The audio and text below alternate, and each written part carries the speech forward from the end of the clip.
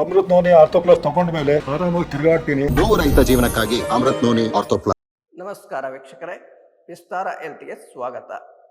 ನಾನು ನಿಮ್ಮ yoga guru doctor Nagaraj, ಯೋಗನಿಧಿ foundation, Bengaluru. ವೀಕ್ಷಕರೇ, ಇಂದಿನ ಸಂಚಿಕೆಯಲ್ಲಿ ನಾವು ರು, ಎ ಹಾಗೂ ಐ ಅಭ್ಯಾಸಗಳನ್ನು ತಿಳಿಸ್ಕೊಟ್ಟಿದ್ದೆ. ಈಗಿನ ಸಂಚಿಕೆಯಲ್ಲಿ ಓ ಹಾಗೂ ಔ ಯೋಗದ ಅಭ್ಯಾಸಗಳನ್ನು ನಿಮಗೆ ತಿಳಿಸ್ಕೊಡುವಂಥ ಪ್ರಯತ್ನ ಮಾಡ್ತೇನೆ. ಮೊದಲನೆಯ ಅಕ್ಷರ ಓ. ಓ ಅಂದರೆ ಒಂದು ಕಾಲಿನ ಸಮತೋಲನಾಸನ. ಒಂದು ಕಾಲಿನ ಸಮತೋಲನಾಸನವನ್ನು ಹೇಗೆ ಮಾಡುವುದು ಎಂಬುದನ್ನು ತಿಳ್ಕೊಳ್ಳುವಂಥ ಪ್ರಯತ್ನ ಮಾಡೋಣ. ಮೊದಲಿಗೆ ನಾವು ನಿಧಾನವಾಗಿ ಬಲಕ್ಕೆ ತಿರುಗಿ ನಿಂತ್ಕೊಂಡು ಎರಡೂ ಕಾಲುಗಳ ಮೇಲೆ ಸಮವಾದ ಭಾರವನ್ನು ಹಾಕಬೇಕು. ಬೆನ್ನು ನೇರವಾಗಿ ದೃಷ್ಟಿ ಮುಂದಕ್ಕೆ. ನಿಧಾನವಾಗಿ ಕೈಗಳನ್ನು ಭುಜದ ನೇರಕ್ಕೆ ಚಾಚಿ ಚೆನ್ನಾಗಿ ಪಕ್ಕಕ್ಕೆ ಚಾಚುವ ಪ್ರಯತ್ನ ಮಾಡಿ. ಹೆಸರೇ ಹೇಳುವಂತೆ ಒಂದು ಕಾಲಿನ ಮೇಲೆ ಸಮತೋಲನವನ್ನು ಮಾಡಬೇಕು. ಹಾಗಾಗಿ ನಿಧಾನ ಸೊಂಟದ ಭಾಗವನ್ನು ಅರ್ಧದಷ್ಟು ಮುಂದಕ್ಕೆ ನೆಲಕ್ಕೆ ಸಮಾನ ಅಂತರವಾಗಿ ಬರುವಂತೆ ಮಾಡಿ, ಬಲಗಾಲನ್ನು ನಿಧಾನವಾಗಿ ಹಿಂದಕ್ಕೆ ತೆಗೆದುಕೊಳ್ಳಿ. ಎಡಗಾಲಿನ ಮೇಲೆ ಸಮತೋಲನವನ್ನು ಮಾಡಿ. ಈ ಅಭ್ಯಾಸ ಮಾಡುವುದರಿಂದ ನಮ್ಮ ಕಾಲುಗಳಿಗೆ ಬಲವರ್ತನೆ ಆಗುತ್ತೆ, ಒಳ್ಳೆಯ ಸ್ನಾಯುಗಳ ಶಕ್ತಿ ಲಭಿಸುತ್ತೆ, ಭುಜಗಳ ಪೆಡುಸುತನ ನಿವಾರಣೆ ಆಗುತ್ತೆ, ಭುಜದಲ್ಲಿರುವಂತಹ ಒತ್ತಡ ನಿವಾರಣೆಯಾಗಿ ಭುಜಗಳಿಗೆ ಒಳ್ಳೆಯ ಬಲವರ್ಧನೆ ಆಗುತ್ತೆ. ಜೊತೆಗೆ ಏಕಾಗ್ರತೆಯನ್ನು ಹೆಚ್ಚಿಸಿಕೊಳ್ಳಲು ಈ ಒಂದು ಅಭ್ಯಾಸ ವಿದ್ಯಾರ್ಥಿಗಳಿಗೆ ತುಂಬನೇ ಸಹಕಾರಿ. 30 ರಿಂದ 60 ಸೆಕೆಂಡುಗಳ ಸಮಯ ಈ ಸ್ಥಿತಿಯಲ್ಲಿದ್ದು, ನಂತರ ನಿಧಾನವಾಗಿ ಕಾಲನ್ನು ಕೆಳಕ್ಕೆ ತನ್ನಿ, ದೇಹವನ್ನು ನೇರ ಮಾಡಿ ಉಸಿರು ತಗೊಂಡು ಹೊರ ಹಾಕುತ್ತಾ ನಿಧಾನವಾಗಿ ಕೈಗಳನ್ನು ಕೆಳಕ್ಕೆ ತನ್ನಿ. ಕಾಲುಗಳ ನಡುವೆ ಒಂದು ಹೆಜ್ಜೆ ಅಂತರ ಇರಿಸ್ಕೊಂಡು ಕಣ್ಮುಚ್ಚಿ ದೀರ್ಘವಾದ ಉಸಿರು ತೆಗೆದುಕೊಂಡು ಹೊರ ಹಾಕಿ. ಒಂದು ಕಾಲಿನ ಸಮತೋಲನದ ಅಭ್ಯಾಸದಲ್ಲಿ ಆದಂಥ ಅನುಭವವನ್ನು ಗಮನಿಸಿಕೊಳ್ಳಿ. ಉಸಿರಾಟ ಸಹಜ ಸ್ಥಿತಿಗೆ ಬಂದ ನಂತರ ಇದೇ ಅಭ್ಯಾಸವನ್ನು ಇನ್ನೊಂದು ಕಾಲಿನಿಂದ ಪ್ರಾರಂಭಿಸೋಣ. 2 ಕಾಲುಗಳನ್ನು ಒಟ್ಟಿಗೆ ಕೂಡಿಸ್ಕೊಂಡು, ಕಾರಣ ಏನೇ ಇರಲಿ ನಿವಾರಣೆಗೆ ಇರೋದು ಒಂದೇ, ಅಮೃತ್ ನೋನಿ ಗ್ಯಾಸ್ಟ್ರಿನ್. ಬೆನ್ನು ನೇರವಾಗಿ ಇರಿಸಿ ನಿಂತ್ಕೋಬೇಕು. ಉಸಿರು ತಗೊಳ್ತಾ ಕೈಗಳನ್ನು ನಿಧಾನ ಭುಜದ ನೇರಕ್ಕೆ ಚಾಚಿ ಉಸಿರು ಹೊರ ಹಾಕುತ್ತಾ ಸೊಂಟದ ಮೂಲದಿಂದ ನೆಲಕ್ಕೆ ಸಮಾನ ಅಂತರವಾಗಿ ಬರುವಂತೆ ಮುಂದಕ್ಕೆ ಬಾಗೋಣ. ಈಗ ಬಲಗಾಲಿನ ಮೇಲೆ ಭಾರವನ್ನು ಚೆನ್ನಾಗಿ ಹಾಕಿ ಬಲಗಾಲಿನ ಮಂಡಿ ನೇರ ಮಾಡಿ ಬಿಗಿ ಮಾಡಿ, ಎಡಗಾಲನ್ನು ನಿಧಾನವಾಗಿ ನೆಲದಿಂದ ಮೇಲಕ್ಕೆತ್ತಿ ದೃಷ್ಟಿಯ ಒಂದು ಕೇಂದ್ರ ಬಿಂದುವಿನಲ್ಲಿರಬೇಕು. ವಿಶೇಷವಾಗಿ ವಿದ್ಯಾರ್ಥಿಗಳಲ್ಲಿ ಏಕಾಗ್ರತೆಯನ್ನು ಹೆಚ್ಚಿಸಿಕೊಳ್ಳಲು ಈ ಒಂದು ಅಭ್ಯಾಸ ಸಹಕಾರಿ, ಕಾಲುಗಳ ಬಲವರ್ಧನೆಗೆ ಸಹಕಾರಿಯಾಗಿದೆ.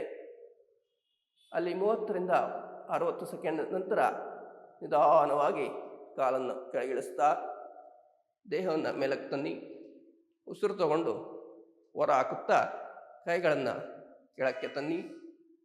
ಕಾಲಿನ ನಡುವೆ ಒಂದು ಹೆಜ್ಜೆ ಅಂತರ ಇರಿಸ್ಕೊಂಡು ಕಣ್ಮುಚ್ಚಿ ದೀರ್ಘವಾದ ಉಸಿರು ತೆಗೆದುಕೊಂಡು ಹೊರ ಹಾಕಿ.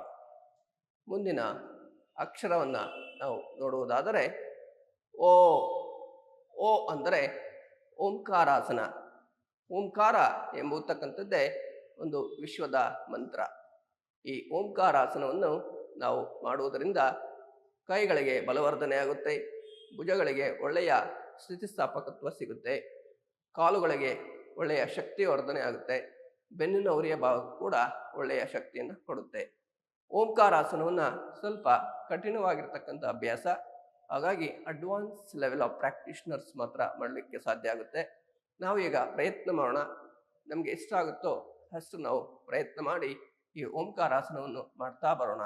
ಮೊದಲಿಗೆ ಕುಳಿತುಕೊಂಡು ಸುಖಾಸನದಲ್ಲಿ ಬೆನ್ನು ನೇರ ಮಾಡ್ಕೊಳ್ಳಿ. ಬಲಗಾಲನ್ನು ನಿಧಾನ ಮುಂದಕ್ಕೆ ತೆಗೆದುಕೊಂಡು ಬಲಗೈಯನ್ನು ಒಳಮುಖವಾಗಿ ತೆಗೆದುಕೊಳ್ಳಿ. ಸಾಧ್ಯವಾದಷ್ಟು ಭುಜದ ಮೇಲೆ ಬರುವಂತೆ ತೆಗೆದುಕೊಂಡು ಎಡಗಾಲನ್ನು ನಿಧಾನವಾಗಿ ಸ್ವಲ್ಪ ಪಾದದ ಮೇಲೆ ತೆಗೆದುಕೊಳ್ಳಿ. ಬಲಗೈ ಭುಜ ಚೆನ್ನಾಗಿ ಕಾಲಿಗೆ ಲಾಕ್ ಆಗಿರಲಿ. ಎಡಗೈಯನ್ನು ಓಂಕಾರದ ರೀತಿ ಕಾಲಿನ ಒಳಭಾಗಕ್ಕೆ ತೆಗೆದುಕೋಬೇಕು. ಸಾಧ್ಯವಾದಷ್ಟು ಕಾಲನ್ನು ಹಿಂದಕ್ಕೆ ತೆಗೆದುಕೊಳ್ಳಿ. ತಲೆ ಎತ್ತಿ ಮುಂದಕ್ಕೆ ಕಾಲನ್ನು ಲಾಕ್ ಮಾಡಿ, ಕೈಗಳ ಆಧಾರದಿಂದ ನಿಧಾನವಾಗಿ ಭಾರವನ್ನು ಹಾಕಿ ಬೆನ್ನು ನೇರ ಮಾಡ್ತಾ ಹೋಗಿ. ದೃಷ್ಟಿ ಮುಂದಕ್ಕಿರಲಿ. ದೀರ್ಘವಾದ ಉಸಿರಾಟವನ್ನು ಗಮನಿಸಿ. 30 ಸೆಕೆಂಡ್ ಆದ ನಂತರ ನಿಧಾನವಾಗಿ ಬಲಗೈಯನ್ನು ಬಿಡಿಸಿ ಕಾಲನ್ನು ಇಟ್ಕೊಳ್ಳಿ. ನಂತರ ಎಡಗೈಯನ್ನು ಬಿಡಿಸಿ ಎರಡೂ ಕೈಗಳ ಆಧಾರದಿಂದ ನಿಧಾನವಾಗಿ ಕಾಲನ್ನು ಕೆಳಕ್ಕೆ ತೆಗೆದುಕೊಳ್ಳಿ. ಈ ಅಭ್ಯಾಸ ಸ್ವಲ್ಪ ಕಠಿಣವಾಗಿರ್ತಕ್ಕಂಥದ್ದು. ಹಾಗಾಗಿ ನಿತ್ಯ ಅಭ್ಯಾಸ ಮಾಡಿ ಪೂರ್ಣ ಓಂಕಾರಾಸನದ ಪ್ರಯೋಜನವನ್ನು ಪಡ್ಕೊಳ್ಳಿ. ಮುಂದಿನ ಅಭ್ಯಾಸವನ್ನು ನೋಡುವುದಾದರೆ ಔ ಶಿರಾಸನ. ಶಿರಾಸನ. ಶಿರ ಅಂದರೆ ಉತ್ಕಟ ಅಂದರೆ ಚೇರಿನಂತೆ ಕುಳಿತುಕೊಳ್ಳುವುದರಿಂದ ಔಶಿರಾಸನ ಅಂತ ಕನ್ನಡದಲ್ಲಿ ಹೇಳ್ತೀವಿ. ಸಂಸ್ಕೃತದಲ್ಲಿ ಉತ್ಕಟಾಸನ ಅಂತ ಕರಿತೀವಿ. ಈ ಉತ್ಕಟಾಸನದ ಅಭ್ಯಾಸವನ್ನು ಹಂತ ಹಂತವಾಗಿ ಮಾಡುವುದನ್ನು ತಿಳಿಸ್ಕೊಡುವ ಪ್ರಯತ್ನ ಮಾಡ್ತೀನಿ. ಈ ಒಂದು ಆಸನ ನಿಂತು ಮಾಡುವ ಅಭ್ಯಾಸ ಆಗಿದೆ. ಮೊದಲಿಗೆ ಸಮಸ್ಥಿತಿಯಲ್ಲಿ ನಿಂತ್ಕೊಳ್ಬೇಕು. ಎರಡೂ ಕಾಲುಗಳನ್ನು ಒಟ್ಟಿಗೆ ಕೂಡಿಸ್ಕೊಂಡು ಕೈಗಳನ್ನು ತೊಡೆಯ ಮೇಲೆ ಇರಿಸಿಕೊಂಡು ದೃಷ್ಟಿಯನ್ನು ಮುಂದಕ್ಕೆ ನಿಲ್ಲಿಸಬೇಕು. ಔಶಿರಾಸನದ ಅಭ್ಯಾಸದಲ್ಲಿ ಉಸಿರು ತಗೊಳ್ತಾ ನಿಧಾನ ಕೈಗಳನ್ನು ಭುಜದ ನೇರಕ್ಕೆ ಪಕ್ಕಕ್ಕೆ ಚಾಚಿ ಹಸ್ತಗಳನ್ನು ಮೇಲ್ಮುಖ ಮಾಡಿ ಹಾಗೆಯೇ ನಿಧಾನವಾಗಿ ಕೈಗಳನ್ನು ತಲೆಯ ನೇರಕ್ಕೆ ಮೇಲಕ್ಕೆ ಚಾಚಿ ಸಾಧ್ಯವಾದಷ್ಟು ಕೈಗಳನ್ನು ಕರಮೂಲದಿಂದ ಜೋಡಿಸಿ ಉಸಿರು ಹೊರಹಾಕುತ್ತಾ ಮಂಡಿಗಳನ್ನು ಮಟ್ಟುತ್ತಾ ಕುರ್ಚಿಯಲ್ಲಿ ಕುಳಿತುಕೊಳ್ಳುವ ಹಾಗೆ ಕುಳಿತುಕೊಳ್ತಾ ಬರಬೇಕು. ಅರ್ಧದಷ್ಟು ಇಲ್ಲಿ ಬೆನ್ನು ನೇರವಾಗಿರಬೇಕು. ದೃಷ್ಟಿ ಮುಂದಕ್ಕೆ, ಮೂಗಿನ ತುದಿಯ ಭಾಗದಲ್ಲಿರಲಿ. ಈ ಔಶಿರಾಸನದ ಅಭ್ಯಾಸದಿಂದ ಕಾಲಿನ ಮೀನಖಂಡಗಳು, ತೊಡೆಯ ಸ್ನಾಯುಗಳು ಒಳ್ಳೆಯ ಶಕ್ತಿಯನ್ನು ಪಡ್ಕೊಳ್ತವೆ. ಬೆನ್ನಿನ ಉರಿಯ ಭಾಗಕ್ಕೆ ಒಳ್ಳೆಯ ಶಕ್ತಿಯನ್ನು ಕೊಡುತ್ತೆ ಹಾಗೂ ಕೈ ತೋಳುಗಳಿಗೆ ಬಲವನ್ನು ವರ್ಧನೆ ಮಾಡುತ್ತೆ. ವಿಶೇಷವಾಗಿ ಗಮನವನ್ನು ಮೂಗಿನ ತುದಿಯ ಭಾಗದಲ್ಲಿ ನೆಡುವುದರಿಂದ ಏಕಾಗ್ರತೆ ಹೆಚ್ಚಿಸಿಕೊಳ್ಳಲು ಈ ಒಂದು ಅಭ್ಯಾಸ ಉತ್ತಮವಾಗಿದೆ. 30 ಸೆಕೆಂಡ್ನಿಂದ 60 ಸೆಕೆಂಡ್ವರೆಗೆ ಈ ಸ್ಥಿತಿಯಲ್ಲಿದ್ದು ನಂತರ ನಿಧಾನವಾಗಿ ಮಂಡಿಗಳನ್ನು ನೇರ ಮಾಡ್ತಾ ಚೆನ್ನಾಗಿ ಕೈಗಳು ಮೇಲಕ್ಕೆ ಚಾಚಿ ಉಸಿರು ಹೊರ ಹಾಕುತ್ತಾ ಕೈಗಳನ್ನು ಭುಜದ ನೇರಕ್ಕೆ ಪಕ್ಕಕ್ಕೆ ಚಾಚಿ ಉಸಿರು ಹೊರ ಹಾಕುತ್ತಾ ಹಸ್ತ ಕೆಳಮುಖ. ಮತ್ತೊಮ್ಮೆ ಉಸಿರು ತಗೊಂಡು ಉಸಿರು ಹೊರ ಹಾಕುತ್ತಾ ಕೈಗಳನ್ನು ನಿಧಾನವಾಗಿ ಕೆಳಕ್ಕೆ ತಂದು ಕಾಲಿನ ನಡುವೆ ಒಂದೆಜ್ಜೆ ಅಂತರ ಇರಿಸಿಕೊಂಡು ಕಣ್ಣುಗಳನ್ನು ಮೃದುವಾಗಿ ಮುಚ್ಚಿ ಔಶಿರಾಸನದ ಅಭ್ಯಾಸದಲ್ಲಿ ಆದಂಥ ಅನುಭವವನ್ನು ಗಮನಿಸ್ತಾ ಬರಬೇಕು. ನಂತರ ನಿಧಾನವಾಗಿ ಕಣ್ಣುಗಳನ್ನು ಬಿಡಿಸಿ ಕಾಲುಗಳನ್ನು ಜೋಡಿಸ್ಕೊಳ್ಳಿ. ನೋಡಿದ್ರಲ್ಲ ವೀಕ್ಷಕರೇ, ಈ ದಿನ ಸಂಚಿಕೆಯಲ್ಲಿ ಓ ಹಾಗೂ ಔ ಅಭ್ಯಾಸಗಳನ್ನು ನಿಮಗೆ ತಿಳಿಸ್ಕೊಟ್ಟಿದ್ದೇವೆ. ಇನ್ನಷ್ಟು ಹೆಚ್ಚಿನ ವಿಡಿಯೋಗಳಿಗಾಗಿ ನೀವು ವಿಸ್ತಾರ ಹೆಲ್ತ್ ಚಾನಲನ್ನು ಸಬ್ಸ್ಕ್ರೈಬ್ ಮಾಡಿ, ಬೆಲ್ ಐಕನನ್ನು ಕ್ಲಿಕ್ ಮಾಡಿ. ನಿಮಗೆ ಏನಾದರೂ ಸಂಶಯಗಳಿದ್ದರೆ ದಯಮಾಡಿ ಕಾಮೆಂಟ್ ಮಾಡಿ ನಮ್ಮನ್ನು ಸಂಪರ್ಕಿಸಿ. ನಾವು ನಿಮಗೆ ಸಹಕಾರಿಗಳಾಗಿರ್ತೇವೆ.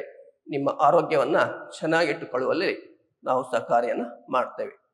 ಸೊ ಮುಂದಿನ ಅಕ್ಷರವನ್ನು ಅಹ ಅಕ್ಷರಕ್ಕೆ ಯಾವ ಅಭ್ಯಾಸ ಬರ್ಬೋದು ಅಂತ ಯೋಚನೆ ಮಾಡ್ತಾ ಇರ್ಬೋದು. ನಿಮಗೇನಾದರೂ ತಿಳಿದರೆ ಕಾಮೆಂಟ್ ಮಾಡಿ. ಮುಂದಿನ ಸಂಚಿಕೆಯಲ್ಲಿ ಭೇಟಿಯಾಗೋಣ. ಎಲ್ಲರಿಗೂ ವಂದನೆಗಳು. ಅನುಕ್ಷಣದ ಸುದ್ದಿಗಳಿಗಾಗಿ ವಿಸ್ತಾರ ನ್ಯೂಸ್ ಯೂಟ್ಯೂಬ್ ಚಾನೆಲ್ ಸಬ್ಸ್ಕ್ರೈಬ್ ಮಾಡಿ. ಹೊಸ ಸುದ್ದಿಗಳ ನೋಟಿಫಿಕೇಶನ್ಗಾಗಿ ಬೆಲ್ ಐಕಾನ್ ಕ್ಲಿಕ್ ಮಾಡಿ. ಲೇಟೆಸ್ಟ್ ಅಪ್ಡೇಟ್ಸ್ಗಾಗಿ www.vistaranews.com ವೆಬ್ಸೈಟ್ಗೆ ವಿಸಿಟ್ ಮಾಡಿ. ಅಂಗೈಯಲ್ಲೇ ಜಗತ್ತಿನ ಸುದ್ದಿ ತಿಳಿಯಲು ವಿಸ್ತಾರ ನ್ಯೂಸ್ ಕನ್ನಡ ಆಪ್ ಡೌನ್ಲೋಡ್ ಮಾಡಿ.